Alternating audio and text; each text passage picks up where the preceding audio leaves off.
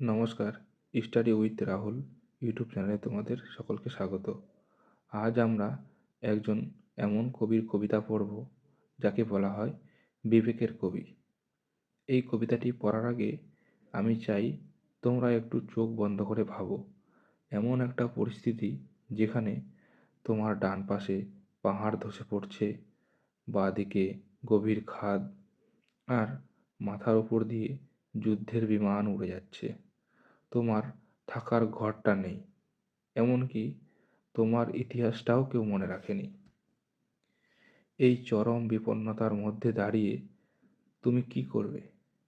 তুমি কি ভয় পেয়ে হার মেনে নেবে, নাকি অন্য কারোর হাত শক্ত করে ধরে বাঁচার চেষ্টা করবে? আমরা আগে একটু কবি পরিচিতি জেনে নেব, তারপরে কবিতার লাইন ধরে আলোচনা করব। শঙ্খ ঘোষ কেবল একজন কবি ছিলেন না, বরং একজন বিশিষ্ট প্রাবন্ধিক এবং অধ্যাপক হিসেবেও সমাদৃত ছিলেন। তিনি জন্মগ্রহণ করেছিলেন 1932 সালে বাংলার বরিশালে, অর্থাৎ বাংলাদেশের বরিশালে। তিনি প্রেসিডেন্সি কলেজ এবং কলকাতা বিশ্ববিদ্যালয়ে পড়াশোনা করেছেন। তিনি পেশায় একজন অধ্যাপক ছিলেন। তার কয়েকটি উল্লেখযোগ্য কাব্যগ্রন্থ হল দিনগুলি রাতগুলি, নিহিত পাতাল ছায়া, বাবরের প্রার্থনা, পাজরে দ্বারের শব্দ এবং জলেই পাষাণ হয়ে আছে। আমাদের এই আলোচ্য কবিতাটি জলেই পাষাণ হয়ে আছে এই কাব্যগ্রন্থ থেকে নেওয়া হয়েছে। তিনি 2021 সালে মারা যান। এবার আমরা লাইন ধরে ধরে আলোচনা করব। আমাদের ডান পাশে ধস, আমাদের বায়ে গিরিখাত। কবি এখানে এক দুর্গম পাহাড়ি পথের বর্ণনা দিচ্ছেন। এটি মানুষের চরম দিশেহারা অবস্থার প্রতীক। ধস আর গিরিখাত হল এমন সব সামাজিক ও রাজনৈতিক বিপর্যয় যা আমাদের আষ্টে পৃষ্ঠে জড়িয়ে ধরেছে। আমাদের মুক্তির কোনো সহজ পথ খোলা নেই। আমাদের মাথায় বোমারো, অর্থাৎ উপর দিয়ে শত্রু দেশের যুদ্ধবিমান উড়ে যাচ্ছে। আধুনিক সভ্যতায় সাধারণ মানুষ সবসময় এক অদৃশ্য ভয়ের নিচে বাস করে। ওপরতলার মানুষ বা শক্তিশালী দেশগুলো যখন যুদ্ধ ঘোষণা করে, তখন সাধারণ মানুষের মাথার ওপর মৃত্যুর পরোয়ানা ঝুলে থাকে। তারপরের লাইন, পায়ে পায়ে হিমানির বাঁধ, অর্থাৎ পথ চলতে গেলে বরফের স্তূপে পা আটকে যাচ্ছে। চারপাশে সমাজ যখন সংবেদনহীন হয়ে পড়ে, তখন প্রগতির চাকা থমকে যায়। এই শীতল পরিস্থিতি আমাদের এগিয়ে যাওয়ার ক্ষমতা কেড়ে নিয়েছে। তারপরের লাইন, আমাদের পথ নেই কোনো, আমাদের ঘর গেছে উড়ে, অর্থাৎ সামনে যাওয়ার রাস্তা নেই এবং বাড়ি ধ্বংস হয়ে গেছে। এখানে ঘর হলো মানুষের শিকড় এবং নিরাপত্তার প্রতীক। যখন ঘর উড়ে যায়, তখন মানুষ তার অস্তিত্বের ভিত্তি হারিয়ে ফেলে। সে তখন আশ্রয়ের খোঁজে যাযাবর হয়ে পড়ে। আমাদের শিশুদের সব ছড়ানো রয়েছে কাছে দূরে। ছোটদের ছোট ছোট শিশুদের মৃতদেহ চারিদিকে ছড়িয়ে ছিটিয়ে পড়ে আছে। এটি কবিতার সবচেয়ে অন্ধকার দৃশ্য। শিশু হলো আগামীর সম্ভাবনা। যখন একটি সভ্যতা শিশুদের রক্ষা করতে পারে না, তখন সেই সভ্যতার নৈতিক মৃত্যু ঘটে। যুদ্ধের এই নগ্ন রূপটি কবি অত্যন্ত সাহসের সাথে তুলে ধরেছেন। তারপরের লাইন, আমরাও তবে এইভাবে এই মুহূর্তে মরে যাব নাকি? অর্থাৎ কবি ভয় পাচ্ছেন যে তাদেরও হয়তো এখন মরতে হবে। এটি ব্যক্তিগত মৃত্যু ভয় নয়, বরং একটি গোষ্ঠী বা জাতির সম্পূর্ণ বিনাশের আশঙ্কা। চারপাশের ধ্বংসলীলা দেখে মনে হচ্ছে মানুষের অস্তিত্ব টিকে থাকা আজ অসম্ভব। আমাদের পথ নেই আর, আয় আরও বেঁধে বেঁধে থাকি।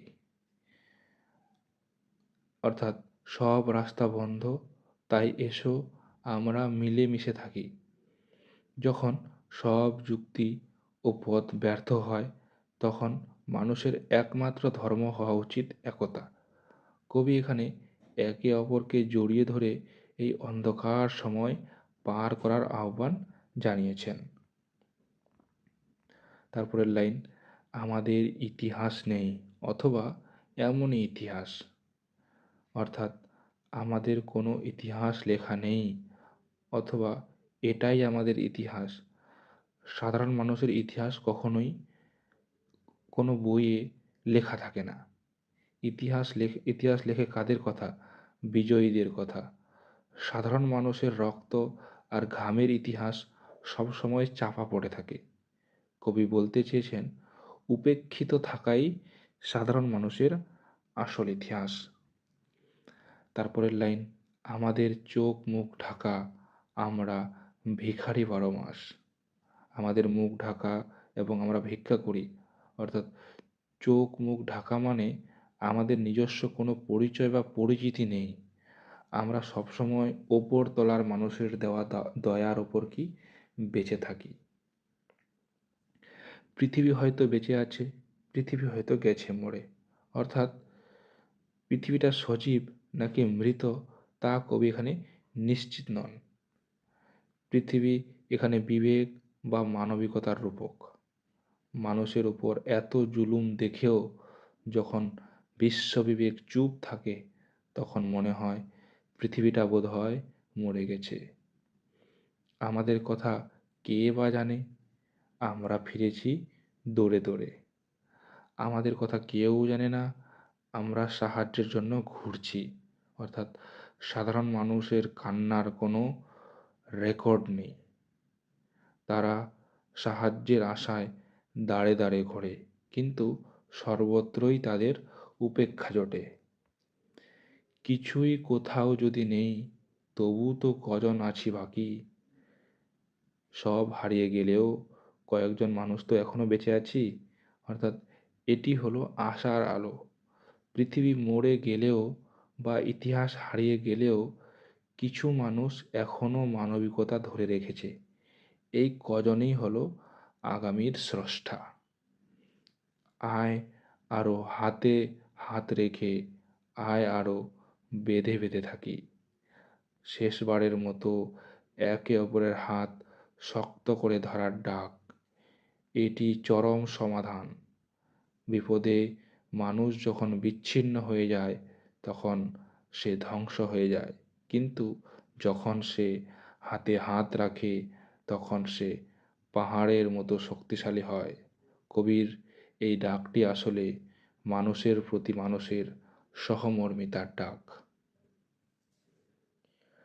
কবিতাটি তো আমরা পড়লাম, কিন্তু এখান থেকে আমরা কি শিখলাম? কবি যখন বলছেন আমাদের পথ নেই আর, তার মানে কি সব শেষ হয়ে গেছে? না, তিনি বারবার বলছেন আয় আরও বেঁধে বেঁধে থাকি। এর মানে হলো, যখন বাইরের পৃথিবীটা আমাদের জন্য নিষ্ঠুর হয়ে যায়, যখন আমাদের শিশুদের নিরাপত্তা থাকে না, তখন আমাদের একমাত্র শক্তি হলো মানুষের প্রতি মানুষের ভালোবাসা।